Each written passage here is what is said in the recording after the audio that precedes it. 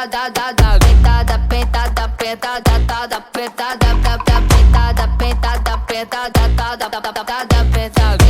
guys? We are just getting set for the Giancarlo seminar, and we have a special guest coming this evening.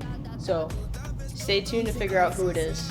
Start setting up that top lock armbar situation. We start to threaten it and maybe get him down a little bit, but I just can't quite get there. So we control the head and we start to build, okay, up into this top lock. Okay, once I get into the top lock, this is good. Okay, it's gonna be tough for him to posture up. It's gonna be tough for him to initially pull that elbow, not just out, but pull it across my hip. But it's not impossible if he punches that shoulder through. Okay, and then from there, clears my hip with his elbow.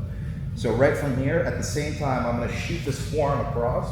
You can also grab your partner's thumb, okay? Or shoot your forearm across, just to create a little bit of length in the elbow, while simultaneously scooping and cutting this angle, the elbow deep, scooping around your partner's leg.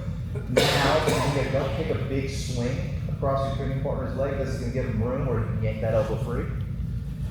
So instead, think about going from cross feet to uncross feet and pulling with this knee. Okay, and I pull his head towards me. So this one's back heeling down, this one's pulling towards me, and this is kind of a temporary spot. It's kind of like a pit stop before I bring that leg around the head. When I bring the leg around the head, it's critical that I bring my knee high and above my training partner's head so I can keep it down. So I want that knee down. Feet cross or uncross, it's kind of, a lot of people say don't cross your feet, some people say to cross your feet, some people say this is like, this is kind of like the cardinal sin of arm bars. You kind of see them get finished either way, so I'll kind of leave that up to you, let you guys feel it out. But one thing that is important is that you bring your knee high enough to where, like if he's posturing up and I just have my foot over my training partner's head, it's going to be hard for me to control his posture. Okay? So whether my feet are kind of crossed or uncrossed, what I do want to have is my leg higher than my partner's head, so my feet can pressure down, I can back heel, I can keep my training partner's posture broken. Now even if he does posture up with locked hands, maybe he stands up here, I can keep his head down. Okay, and even from a position like this, if I just point my knees out to the side and sit my training partner down, or rather roll my training partner down, I can get to a seated position, and I can start thinking about separating these hands from here. Okay, but the main thing is that we get into top lock from bottom, so we maintain that sequence of attacks, and we put our training partner down.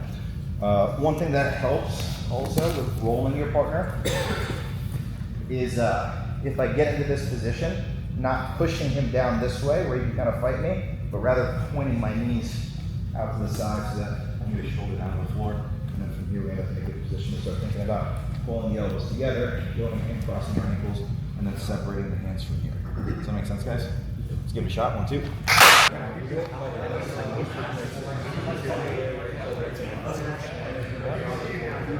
Oh, yeah, like right here. Yeah.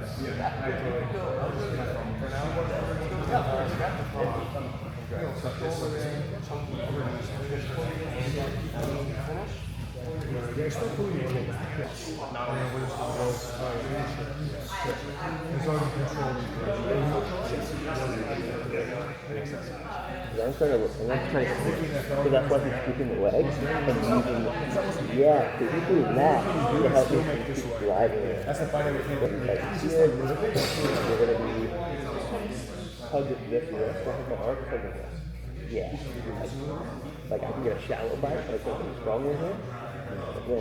Yep, drop the knee. Exactly, there it is.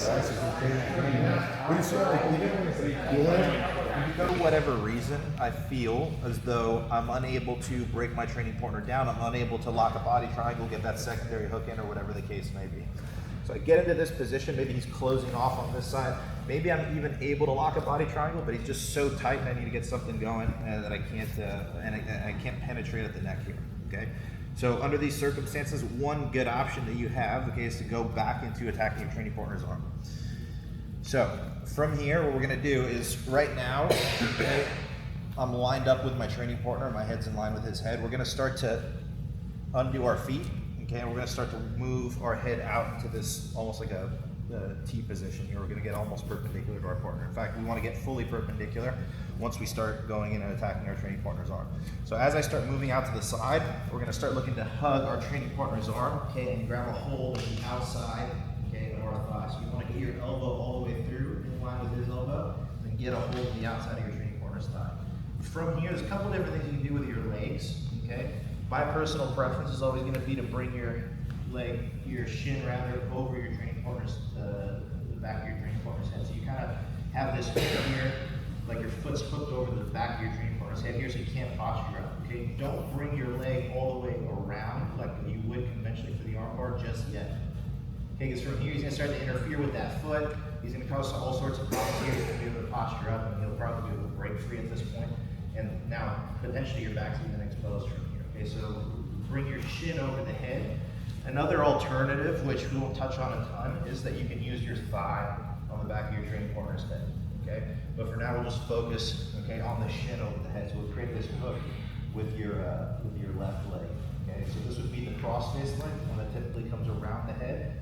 But when you're belly down, just have it behind his head. Now, a couple of things that are important here is that your feet have to be active. Okay, so I want to actively think about flexing my foot around my training partner's head. And more importantly, I want to think about, so this leg here, okay, is what's going to help me. One of the things that's going to help me roll my partner. It's also preventing my training partner from taking the head up.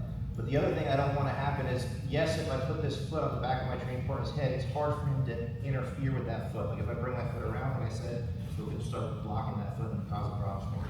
However, if this foot, my right leg, the leg that's around his torso, is kind of just floating around here somewhere, he can start to interfere with that leg as well. So it would make sense for him to even unlock his hands here to control that leg, maybe step over it, put it between his legs. Now this kind of destroys the integrity of my arm, or my feet are all separated, etc.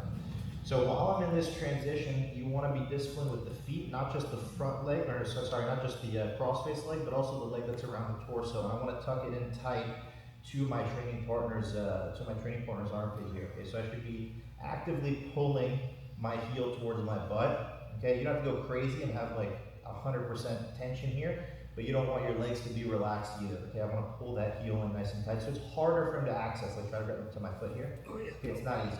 Okay, now I'm not going to stay in this position either. You can see that I'm kind of starting to tilt to my left-hand side. That's because I want to fall all the way to my hip here. Okay, I want to end up like this. Again, he'll probably lock his hands here, or he'll start thinking about tucking it behind. I want to get to that far leg, but it's inaccessible to me. If it's there, take it. But if you feel like you just can't reach it, then now from here you can start thinking about drawing his legs closer together, either by gripping the hamstring, or my personal preference is to reach for the shoelaces as close to the big toe as possible. So that way, when I go to pull that leg across, I don't worry about him stepping all the way across my body. I just put a bend in his leg like this. I draw that leg a little bit closer to me, so that now I can access that far knee, draw the two knees together. Now I point my knees up to the ceiling, roll through, pass that leg over, and now we're not seated arm bar. All right, ready to finish. All right, take a shot. Full elbow cross, deep armpit reach, leg scissor, reach, elbow heist, lock body triangle here, walk out. No, it didn't. Very tight. I'm not placing bets on you. Roll, capturing, and then once you roll him, he kind of let you extend the arm there. Then obviously you would have to separate the hands. But when the arm's extended, you're kind of actually finishing the arm bar. Grab his trunk like this. You can go so much further with it. grab this roll, foot across, reach behind my knees and grab both legs again, and pull across. There we go. And then right away, crossing the head. Good.